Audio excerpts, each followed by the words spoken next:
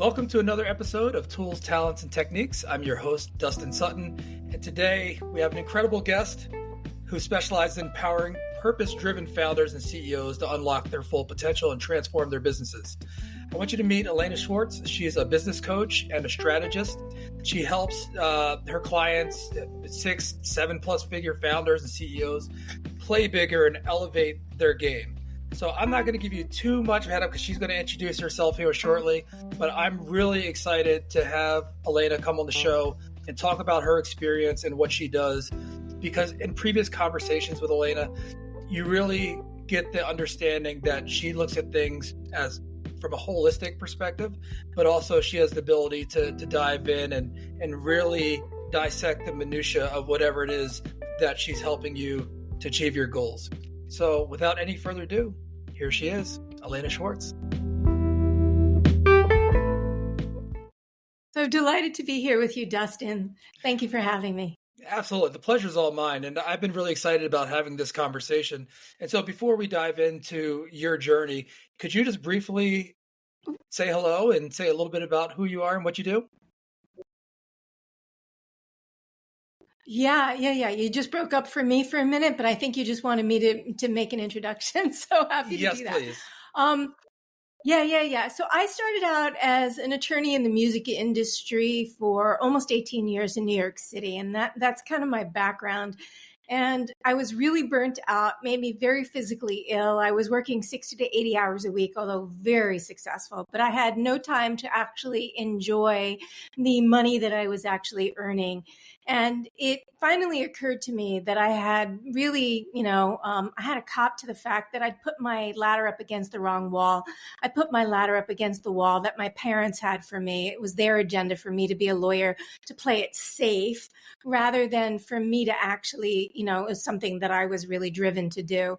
And when I walked away from it all to just figure out what my purpose in life really was, it became really clear that it was coaching entrepreneurs, because I'd been an entrepreneur for the vast majority of my career as a lawyer. And I very intentionally created a coaching business where I worked as a lifestyle business, right? Where I wasn't working all the time because I was a single mom by then. And I really wanted to be there for my son as a single mom.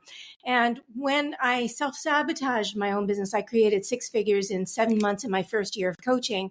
And then I proceeded to self-sabotage my business. And when I did, I went back to the thing that I thought was the answer to helping me get my business back in scale, which was working 16-hour days again. And I remember one day I was sitting on my couch, and then my then 9-year-old son, he's 16 now, but my then 9-year-old son had his head on my shoulder and looked up at me as I was again working on my laptop. And he said, "Mom, you're working all the time." And I went, oh my God, like I did it again. So I did the thing that I was trying to avoid, because it was the thing that I, like most high achieving entrepreneurs, believe is going to help us grow and scale our businesses, which is working hard or grinding it out. And so I became very determined, Dustin, to figure out how to actually scale my business while working significantly less.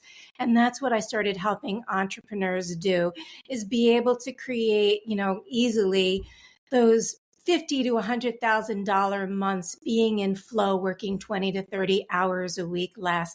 And so I work with 6, 7, and 8-figure entrepreneurs, helping them scale sustainably. So that looks like being able to create the lifestyle that you went into business for in the first place, being able to only focus on doing what you love and working significantly less. Well, I apologize in the intro. I said 6 to 7 figures. I did not say 8 figures, so I didn't mean to shortchange you there. That's amazing. And you used a term there. You mentioned self-sabotage. So I want to put a pin in that, and we're going to come back to that a little later. But thank you for that recap. I'd love to talk about your origin story, like how you started, because you mentioned being an attorney in the music industry. Could you talk about like where you grew up and how the Alaina Schwartz story, how it began? Yeah. I grew up in Long Island originally till I was about 13. And then my parents moved to South Florida. And then I went to New York City for law school and then continued to practice there. So that's sort of the geographical story. But I grew up with parents who really pushed education. And for some reason, they did it with me, not my sister, where they drove me. Like if I didn't get A's, I got punished, and I got grounded on a regular basis if I didn't get straight A's. My sister could get C's and it was okay. So there was something about me that they saw that they were really driving me hard. But again, they instilled that belief that you have to work hard to succeed. So I kind of grew up believing that no matter what I did, it was never good enough, and constantly chased more to be good enough to get my parents' love and approval. And I see that pattern a lot in a lot of my clients, right? That they always felt, first of all, we tend to be black sheeps of our family. We tend to really stand out and be very different. And then we also tend to believe that nothing we ever do is really good enough. So we're driven to do more to prove to ourselves we really can do it. And that's exactly what I did throughout my childhood. And as I started to work, well, what happened is when I started to give up law, I started to figure out what I really wanted to do. And I was really passionate about holistic healing. And so I tried a lot of things. I went through a nutrition program. I did, Reiki training, level 1 and level 2. I did a whole variety of different things. I learned I was really good at many things, not all of which I'm meant to do.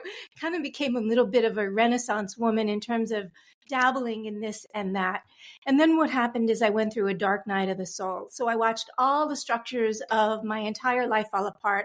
The massive nest egg I had built up completely disappeared, and I went to almost $100,000 in debt. My marriage was on the rocks, started to have difficulty with my son, like all of these things, just like it was a confluence of events that just came on me all at once and really, dropped me to my knees. And I was in search of tools to help me get out of the living hell I'd put myself in. And I started to discover mindset tools and techniques that help liberate my thinking and help me understand the nature of reality and manifestation in a completely different way. And that's when I found my purpose. And so in that process, I discovered that coaching entrepreneurs and at first I was like, I couldn't believe it when I got the download. I was like, really? That's what I'm meant to be doing? And within a week, it became so clear that, yes, this is what I'm meant to be doing. I mean, my clients, my cards when I was a lawyer said counselor at law, and they didn't say attorney at law, because I always counseled my clients. And so it made sense. I was a strategist in law, and it made sense that I was going to use those skills to help entrepreneurs grow and scale their business. And so that's how I got started working with entrepreneurs and sort of on my journey. You mentioned a couple things there that I want to make sure that we drill down into, because you mentioned your sister could get C's. Don't want to throw her under the bus about her grades growing up. Was this an older sister, younger sister? Older sister. Older sister. Yeah. And so when you have that experience, did you do similar things in your life? I mean, did you play sports, or were you in clubs? Were those things similar in what you were doing, or were you doing totally different things? Than my sister? Yeah. We were doing totally different things. Yeah, totally. I mean, I was a nerd. I was like a total nerdy girl. It's funny to think of me now as a nerdy girl, but I was a total nerdy girl. And so, I kind of geeked out on various things, but I mean, I was an avid learner. It's just that I didn't want to work that hard in school. I wanted to have fun. And I didn't actually believe you had to work really hard, but I was I literally was beaten into submission. I mean, literally beaten into submission with the idea that that's what was necessary, that I couldn't make mistakes. Mistakes were not okay for me to make. So as a result, that was kind of how I mean, for many, many years, up until my teenage years, I really went the straight and narrow. Like I was afraid to color outside the lines because I got my ass kicked a lot. And, so because of that, it really drove me to just stay on the straight and narrow path. And it was when I actually, when I was 14, had a near-death experience. I almost died. I had an accident. My mother was told by a neurologist that I was going to have permanent brain damage. And she didn't believe it. There was something about it that she didn't believe. And so we didn't know about neuroplasticity back then, but she just really started to retrain my brain through games and puzzles and all kinds of other ways to reconnect those synapses. And I basically recovered when I was told I wasn't told, but my mom was told that there was no chance of me recovering for that. And after that near-death experience at 14, my life completely changed. then I started to really step into more of who I was and find my passions and purposes in life. Except again, I followed my parents' direction and went the law school route. So I can't say that was completely true. Well, I want to ask you about that, about the law school and going that route. But are you okay with sharing what was the accident? What Oh, was the sure. near-death experience? Oh, I had a I had a moped accident. So yeah, that's what it was. And it just hitting my head and just not, it wasn't a good experience, obviously. I Yeah. mean, it was a great experience. It actually woke me up. It was my first awakening, because one of the ways that my mom helped me was taught me meditation. And so literally every day for years I meditated. And that made a huge difference. I mean, as a teenager, that made a huge difference in me, like really coming into a level of grounding that I don't think I would have as a regular teenager if those experiences hadn't happened. Do you, because you mentioned before about, your relationship with your parents, do you think, sounds like that, I don't want to put words in your mouth, but do you think that brought you closer to your parents and your relationship? Did it It make did that? with my mom, not with my dad. My dad, wow, this is really vulnerable, but I'm going to share it anyway. My dad's not alive anymore and I love him dearly, but he played the shame game. So whenever I did something that he thought was off the path of what I should be doing, there was just tons of shame. I mean, literally, when I was recovering, he told me he was ashamed of me, that I had like that accident, that I had gone down that path and whatever, that I was stupid, essentially. So that's sort of the role. Like my father has stopped talking to me in various different times in my life for really long periods, 7 years being the most, because when I gave up practicing law, he stopped talking to me for 7 years. So, that was the kind of relationship I had with him, because I think I was the apple of his eye, and he felt his own self-esteem through me, like it was through projecting onto me, like living through me vicariously. And so whenever I didn't live up to those expectations, like the hammer came down pretty hard.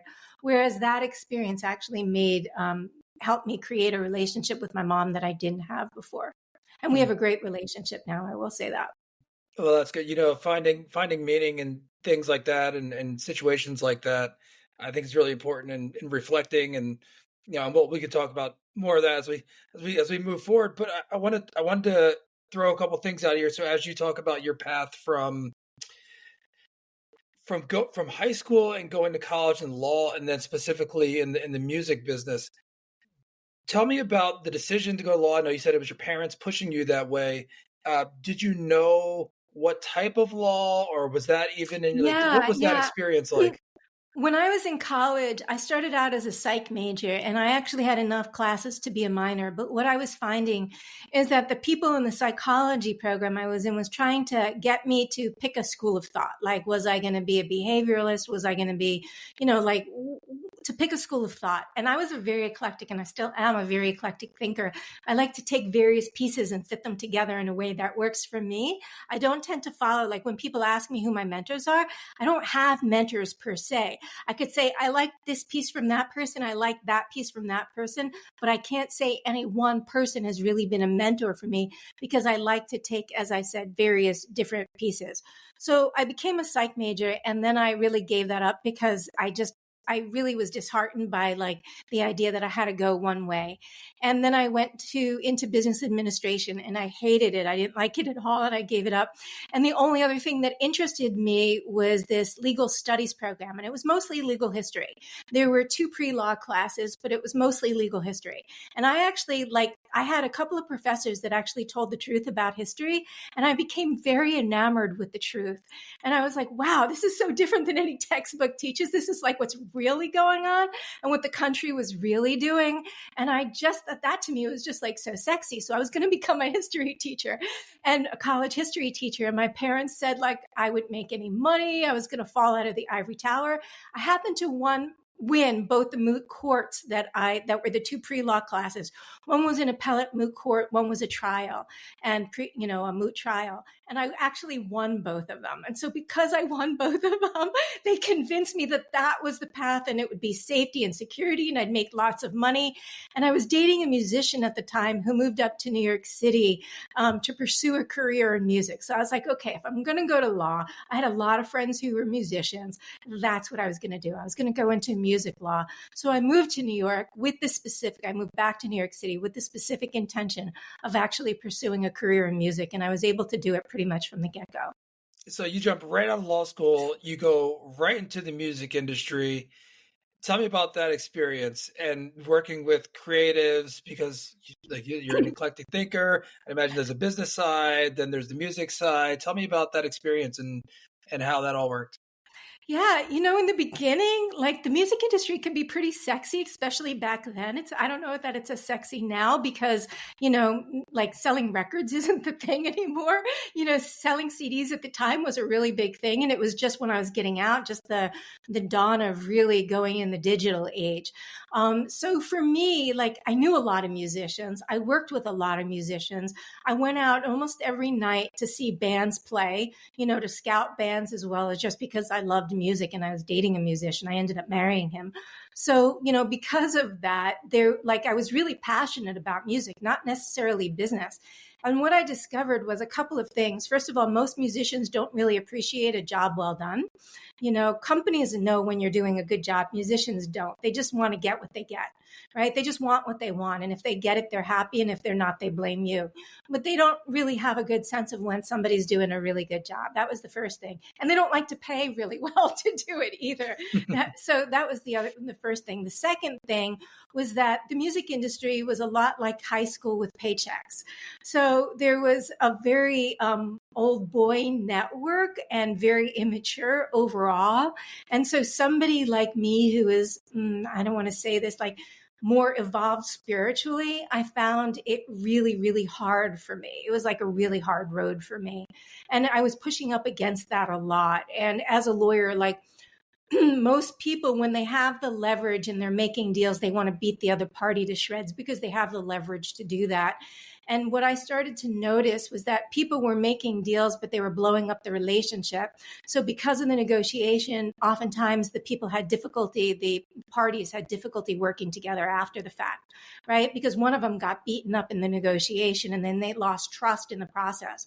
So my attitude, regardless of which side I was on, was to make a fair deal for both sides that they could both walk away with and would work for them to continue to build their relationship. And so I, again, was an out of the box thinker like that because most people don't think that way. They just think, how can I get the most from my client?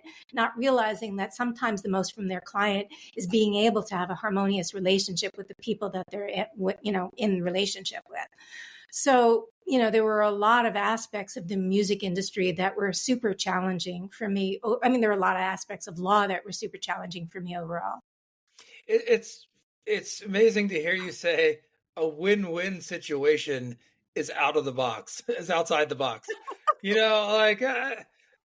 But you're right. It's amazing in business how it can be so competitive. But I think that's it's part of the magic. That's part of the beauty when you really jive with people that you work with and who you're spending time with. A question about the music. Was there a specific type of music that you focused on or that you were going to see? I worked with a lot of pop, R&B, and hip hop at the time, rock actually also. So those are the main genres that I was focused on, a lot of rock actually. At the time back then, I was really into alt rock. Like that was like kind of my jam. But I did like some pop as well. I mean, one of the bonuses is I got to see a lot of music and go backstage a lot and meet a lot of musicians. But again, that's not nearly as glamorous as people make it out to be either. So I think about that sometime when I go to events or concerts and, this person's going on this tour and you're like, wow, so what do? They go, I mean, this is their job. So they go backstage, they gotta sign autographs, they gotta do that. they People got they to gotta do the take meet and greet. pictures, the meet and greet, and then it's like either they probably blow off some steam and then get back on their tour bus and go to the next place and over and over. It's gotta be taxing. Yeah. Especially because early days, like the middle of my career, and, bands like Aerosmith were getting clean and sober. And so they weren't allowing like booze and drugs backstage. But in the early days of my career, it was a total party fest. Everybody was partying really hard. So I can imagine how hard that would have been to tour based on that. Yeah, it's amazing. So When you're doing that for a while, walk through the next step of your evolution and your genesis. Yeah, so I was in private practice. The vast majority of entertainment firms are boutique firms, so they're small, which I really liked. And then one of the firms I was with, as I sort of had stepped in to take over a partner's role, and when I stepped in, that firm got bought out by I don't know if you're familiar with the term, but AM 100 law firm, which are like one of the top 100 law firms in the country. And that was just insane for me. Like the idea of billing every 6 minutes, I couldn't handle the corporate environment. I'm just not a corporate person. So I really walked away from it. And shortly after that, I got offered a gig being the executive vice president of the largest independent music company in the world at the time. And I liked what they were up to, and I accepted the offer. And I had no idea that the CEO that I was going to work with, I was like the third person, in the company, essentially in the hierarchy, but that the person I reported to was a total narcissist. So it was like he hired me because I did an unprecedented deal. He learned about the deal from the record company, and that's why I got hired. But then they wanted to like cut my wings because I wouldn't do what they asked me to do, because I always wanted to do what was the right thing to do. Like, it's like, no, I'm not going to do that. That's not the right thing to do. This is the right thing. And I was a board member. I was on the executive board, and they could not handle me telling the truth. And again, I was working 80 hours a week, and that it wrecked my health. It totally wrecked my health. All the stress from that, and the fact that I was working for a narcissist and getting beat up regularly for just being me, I really couldn't take it. So I literally, in the midst of my career, making, really good money, walked away from it and had no idea what I was going to do next, and just started to pursue all the things I was passionate about and just really test. And as I said, then I went through this dark night of the soul and hired a purpose coach. And that's when it became really clear to me what I was meant to be doing. And so I haven't really looked back since. I love what I do every day now. When you went through the dark night of the soul, as you stated, and then hired the coach or found the coach, tell me about that process of finding the coach or the coach finding you. What was that situation like? What was that evolution like? When the student's ready, the teacher appears, right? Because this particular coach, I don't even remember how I came upon him. Maybe it was I was following somebody, and then they recommended somebody else, and I watched this person's like 5-day challenge or something, and then I was totally hooked. And I worked with them, and that really helped me get clarity on what I was meant to be doing. So it was totally serendipitous. There was so synchronicity about doing it. And that's what I found in every step of the way in my career, is that it's just been synchronous in terms of getting that internal guidance to really move to the next step. And it still is now. I mean, just 3 years ago, I was guided to do the work that I am now and give up what I was doing before. I was much more like a real business coach before. And I was guided to give that up and just focus on the work that I do now. And literally, I think it was on like one night I was told, I got the inner guidance. My intuition said, just give it up and focus on this. And I was like, I don't know how to do that and make money, and I'm making really good money. And how do I give up what I'm doing now and do that? And it's like the guidance I got was lean in and you'll be shown, or lean out, your choice. You get the choice, lean in or lean out. And I went, okay, I'm scared shitless, but I'm leaning in. And within 24 hours, the how showed up. And within 48 hours, my first client showed up in doing my new offer. And that was my highest up until that point. And it hasn't been since, but up until that point, it was my highest grossing month so far. So it was like, that's just how I roll, of like, just keep following the inner guide. And ultimately, that's what I teach people to do now, is to really tune in on demand to their intuition so they can follow that inner guidance, because your inner guidance will never lead you wrong. Your ego will keep having you hit the wall, but your inner guidance will never lead you wrong. And when you learn to actually follow it, it leads you to the path of no resistance, not even least resistance, no resistance. And that's when you move in flow and get out of the grind. All right, I'm going to put a pin in those, the flow and the inner guidance here, because I want to talk about that.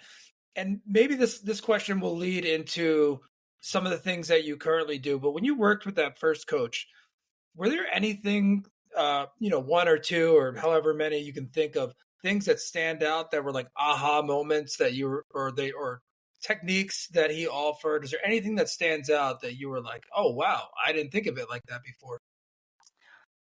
Yeah, I mean, I'm trying to think back to that time. He had a process. I mean, it's so long ago. It's like 12 years ago already, or 10 years ago. So he had a process for finding your purpose that was like just a meditative process of living into your vision that was super helpful. Um, Most people, including entrepreneurs, don't actually go for what they want. They go for what they think they can have. Right. And so it's one of the things I hear a lot from clients when they work with me. Oh, I was dreaming much smaller than I'm meant to be dreaming, because they're really afraid to live into the bigness of who they are. And I feel like that was the first real step that I had in living into the, like, seeing what I can have. I mean, I live so much bigger than now than then even, but it was like the first real, like, oh my God, I can make more than I'm making when I was practicing law as a coach. Like, that was the realization that I had. And I remember I was still married at the time, soon to be ex. And he's like, I can't believe you would do that. You know, the average coaches, this was back then, make $20,000 to $40,000 a year. Why would you do that? And I was like, I'm not the average coach. I'm not the average coach. So I will not be making that. But no one around me believed me. They just thought I was insane for taking that leap even then. But that was what he helped me really understand, was how to step into that, like, own the beingness of holding that dream. When you talk about taking that leap and say, first of all, you work, I know, mostly with entrepreneurs. Do you also work with people that are currently in their day job that are looking to become entrepreneurs as well? Every once Or in is a it blue moon, is every it once in people a that blue already made moon. the jump? It's people who've already made the jump and are actually very successful. So I have worked with a couple of clients who were so successful at their jobs and have just started businesses and just needed some guidance in the right direction. And they've taken massively off. Like, I can just sense the DNA of somebody who's going to do that. Because I used to, when I first started coaching, I used to help people get to six figures. And what I was finding, Dustin, is that so many of them were afraid to take action, right? They were afraid to give up the safety and security of their jobs, because most people have we're ingrained from school and from our parents with an employee mindset. Right? The employee mindset focuses on safety and security, believing that a paycheck creates safety and security. It does not. You can lose your job in a heartbeat, right? You can lose your house. You can lose everything in a heartbeat. What creates safety and security is knowing that no matter what happens, you're going to be okay and you'll work your way out of it. Right? It's an internal safety and security is an internal job. It's not an external job. You can't get that from money. You can't get freedom from money either. You got to have the freedom first to get freedom. So what I was finding with people who were looking to get to six figures is like it was pulling teeth to drag them along, and that was no fun for me. So I really wanted to work with people who were already past that point of dragging them along to help them get the next quantum leap. And that's why I shifted to working with people who are at 6+ figures. No. I want to talk more about flow and that inner Sure. guidance. Tell me about the process. You don't have to give away the recipe for everything you do, but if you could talk about the importance of flow, I love how you qualified and you said not like low resistance, you said no resistance when you follow your inner guidance.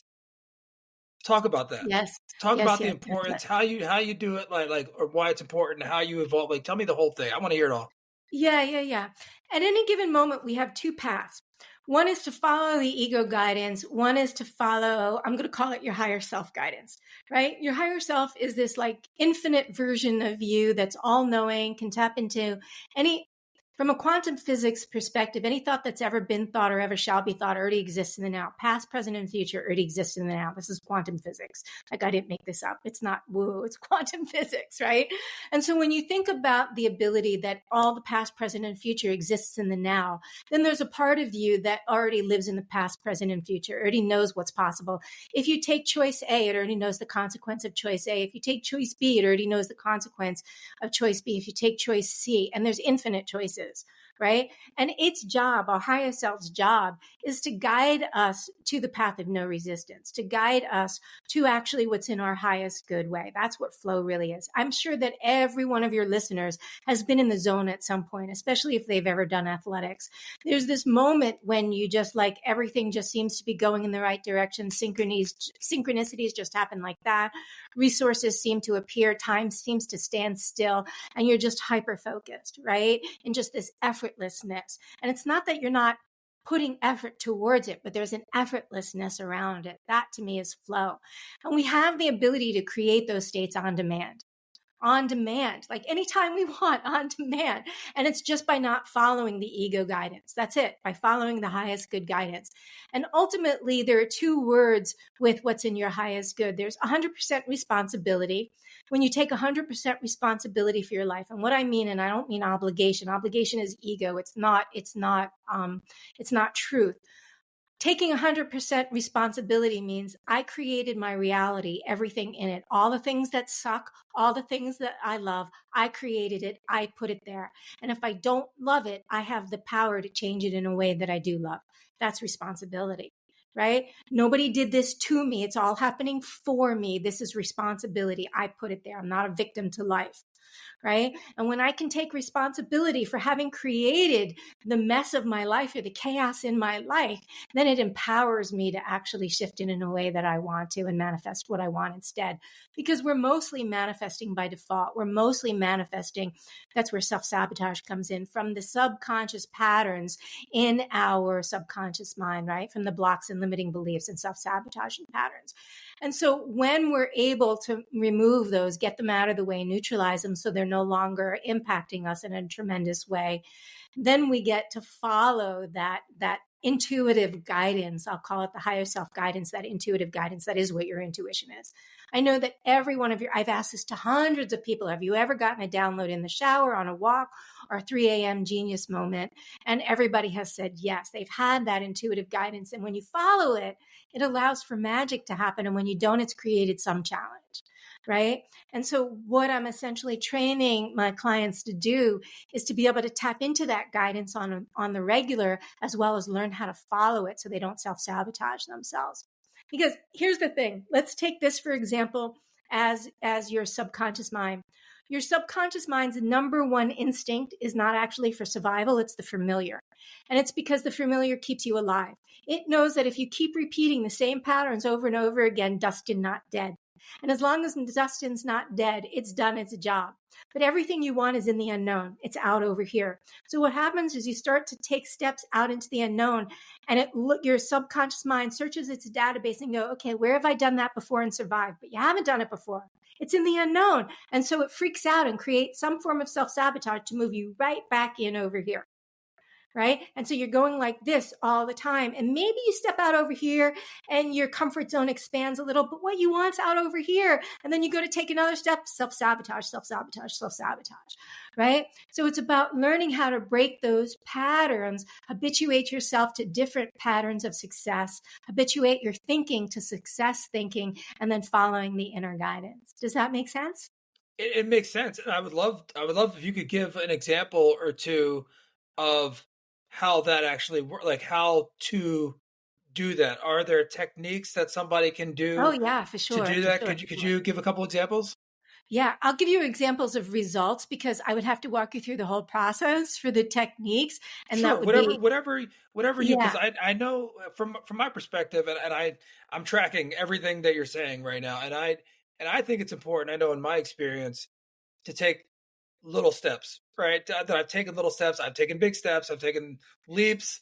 I've fallen down. I've fallen forward. I've fallen backwards. I feel like I've fallen every single way you can.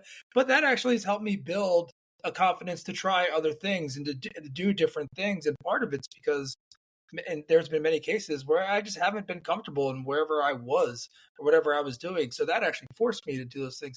So part of that is trying new things, whether it's a different sport or a different food or traveling somewhere.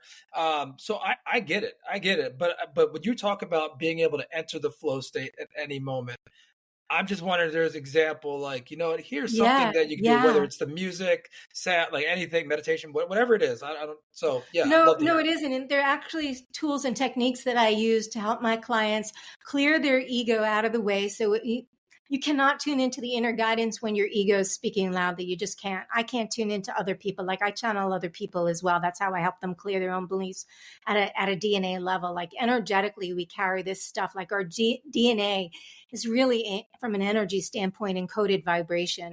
And so we carry intergenerational patterns and all kinds of other things actually in our DNA. And once it's removed, it lightens the load for sure. So I don't teach my clients DNA work, although I will in my new program. But what I teach them to do is both move their ego out of their way so that they can actually go into their own subconscious minds and clear their own blocks, limiting beliefs, and self-sabotaging patterns. And then I teach them how to tune into their higher self and follow that guidance.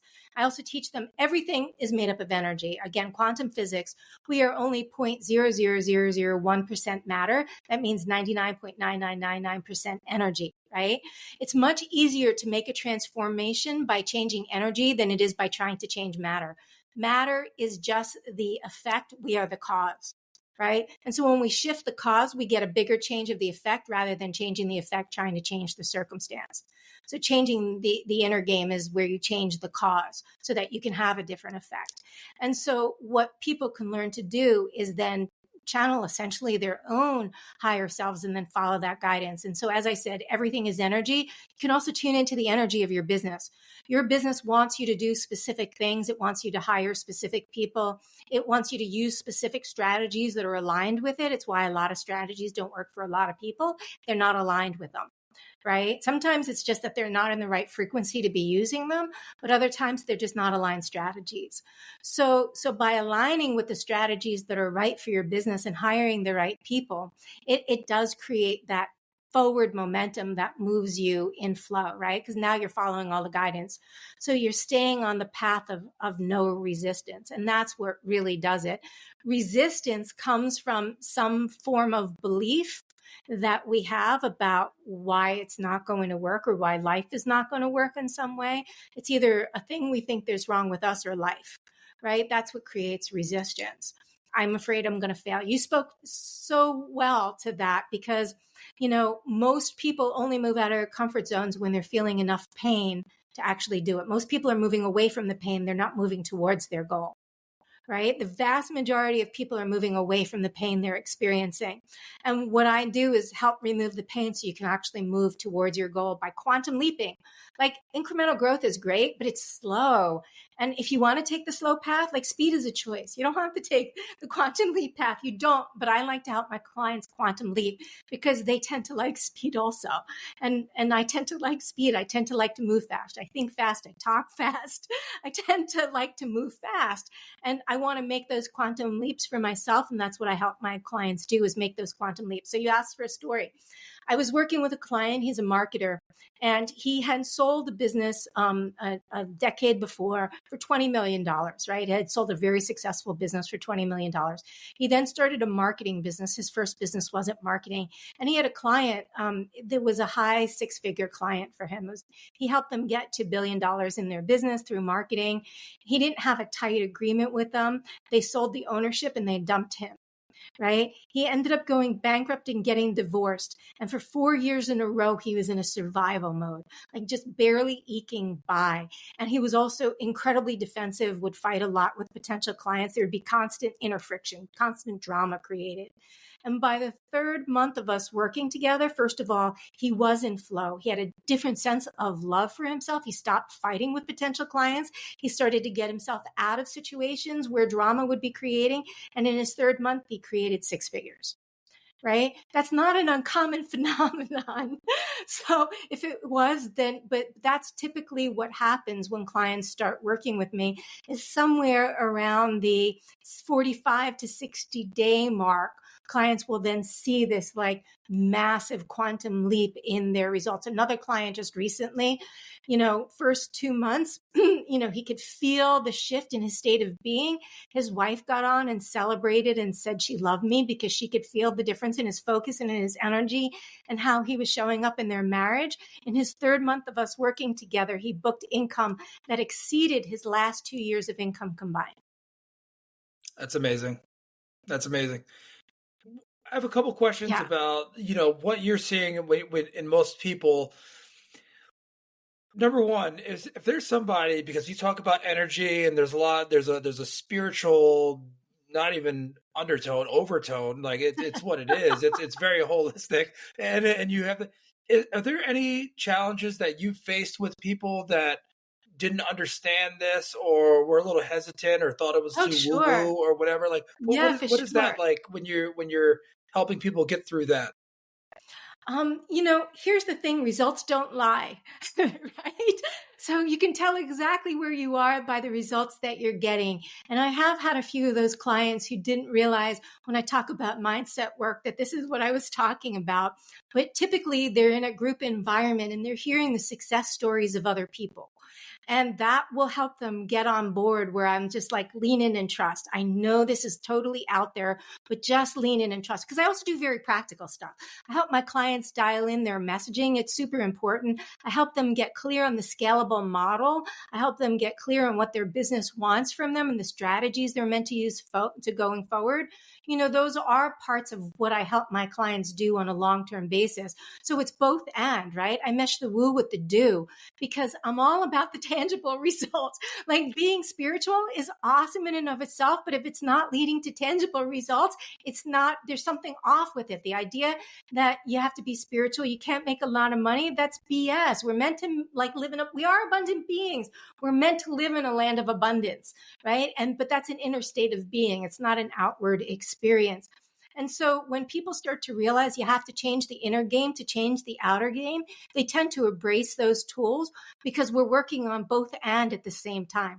We're working on some of the very tactical pieces, not in a way that typical business coaches do. I don't go granular with it, but I give them enough that we all have the guidance that we need inside of us. We all know exactly what we're meant to be doing. We're just tuning it out on a greater basis because we don't believe in ourselves in some way. We don't think we're good enough. We're afraid to fail. Sometimes we're even afraid to succeed. I have a lot of clients that are afraid to be alone if they get to the next level of success.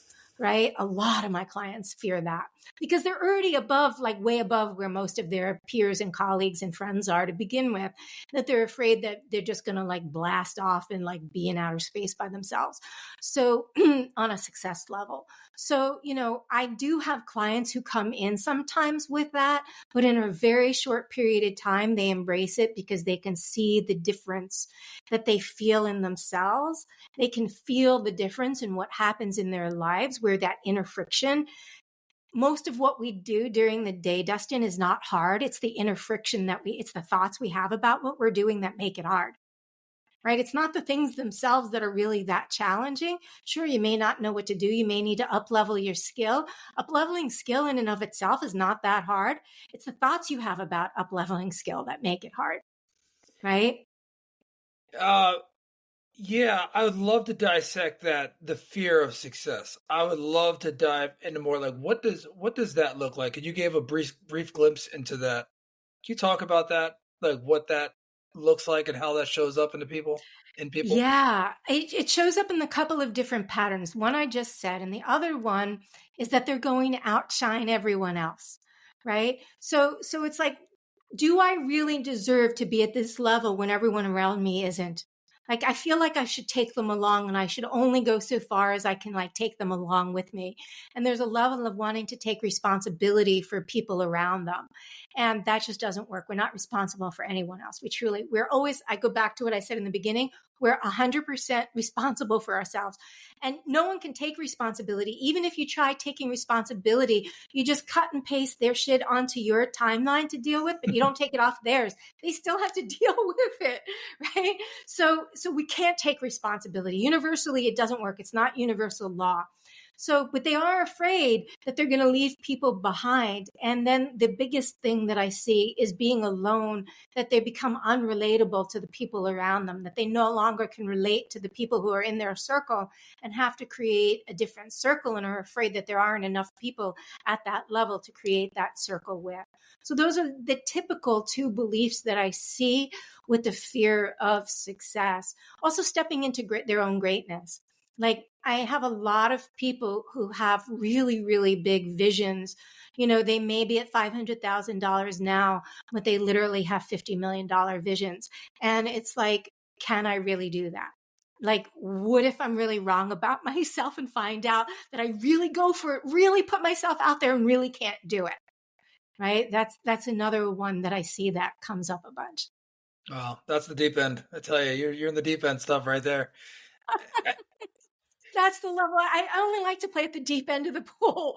That's It's great. like, it's fun to play in the for a little bit until I can move the people with me into the deep end, because the deep end is where all the juiciness is. It's where all the magic happens. It really is where all the magic happens. Well, I want to, and I agree with that 1000%. I want to talk about something that, and for those of you who are just listening and can't see, Alaina, when you say inside, you're pointing like two hands to your chest. You're talking inside. But I know we've also talked about, the mindset and the ego. In your experience and your thought, where does all this lie?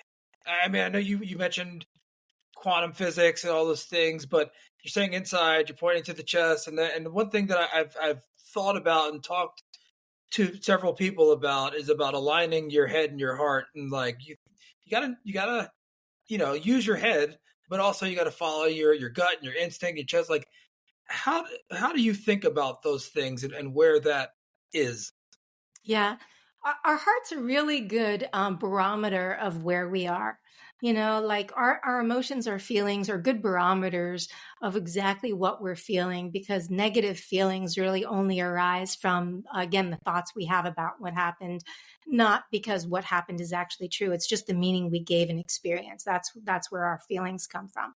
So when I think about the mind, following the mind will never lead you where you want to go. Like when people get really analytical analysis, it goes into overthinking, analysis, paralysis. That's like the death knell of entrepreneurship and being able to move forward. The perfectionism, again, it's one of those things. It's all in the mind, right?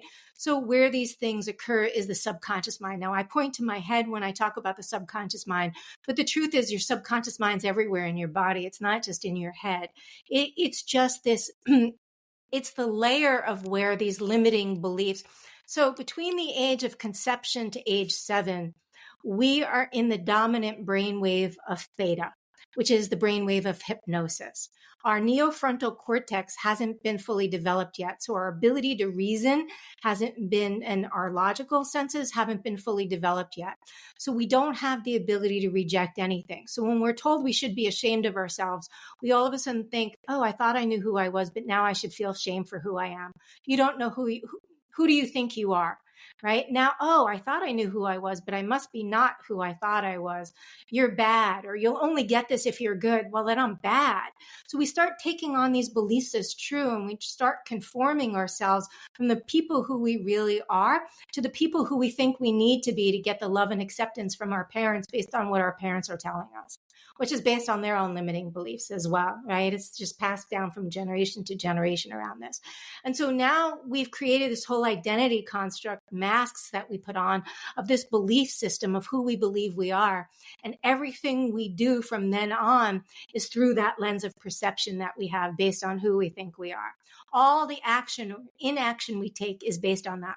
I literally had an entrepreneur tell me 2 weeks ago when I was talking about how this entrepreneur believes that she's got to work really hard, because I was told I had to work really hard to succeed. Every entrepreneur I work with has been told they have to work really hard to succeed. She said, taking the easy road is cheating.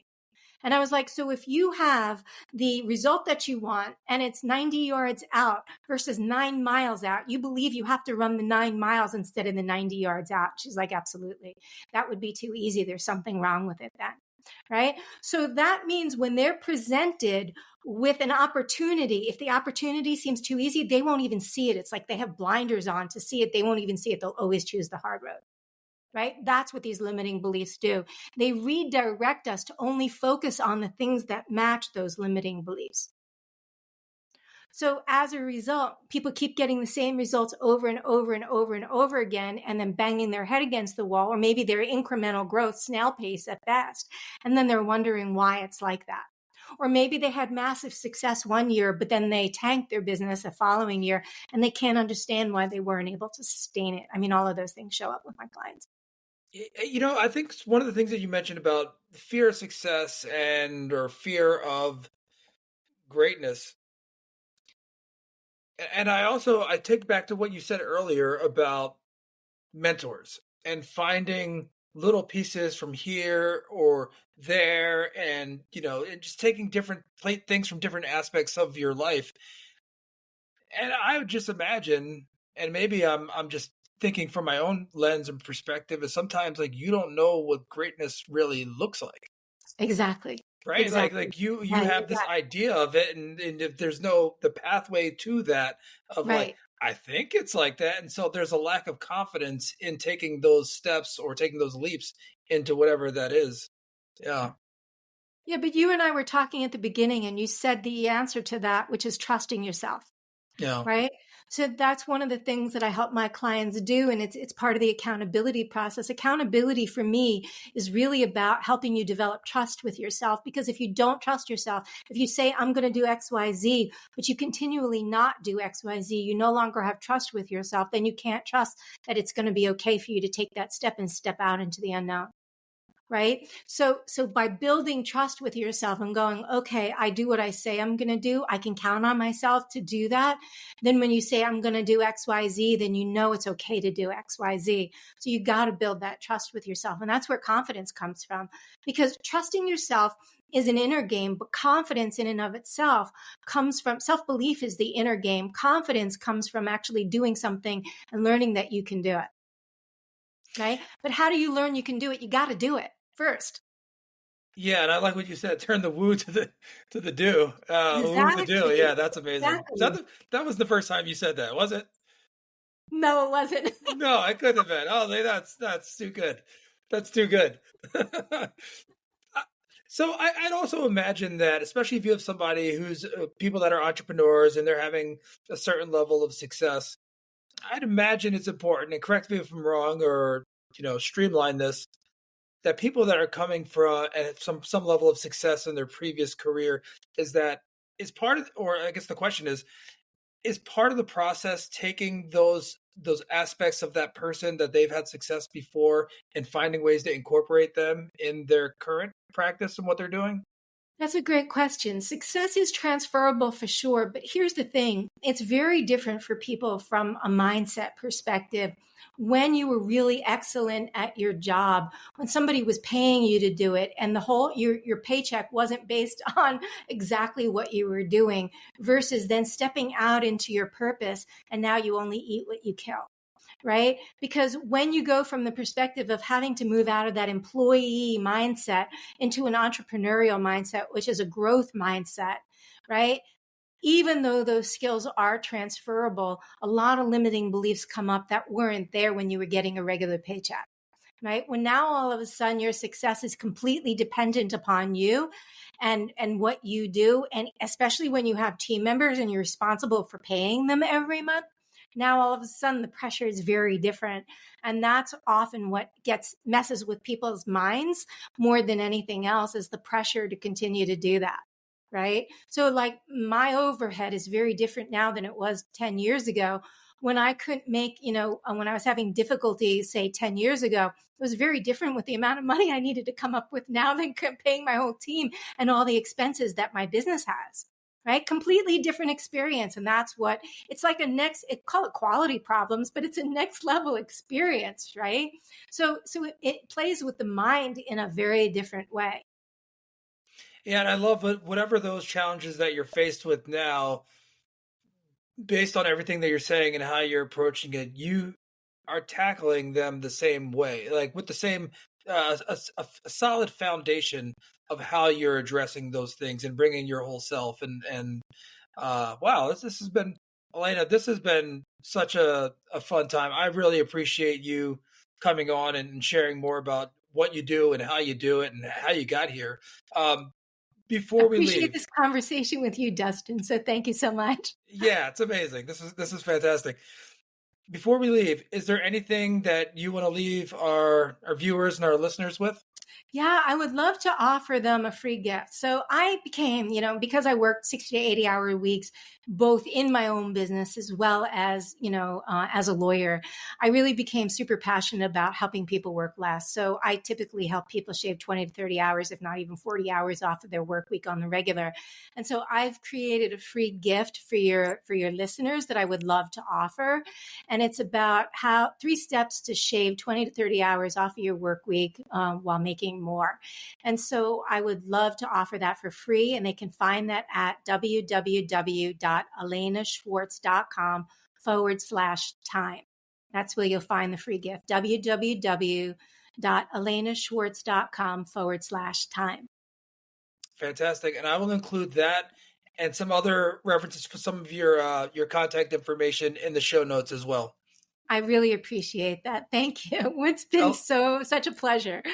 Alaina, I appreciate it. Yeah, thank you so much. It's been wonderful. Have a wonderful night.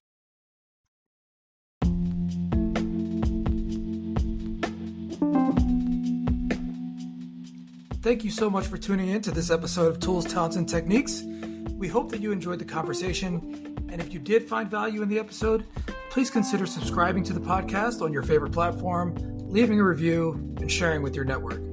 We have an amazing lineup in the coming weeks and months with some very impressive leaders and some of the heaviest hitters in business who are making a positive impact in the world. So stay tuned for more exciting episodes and special features coming up. We appreciate your ongoing support and look forward to welcoming you back next time on Tools, Talents, and Techniques.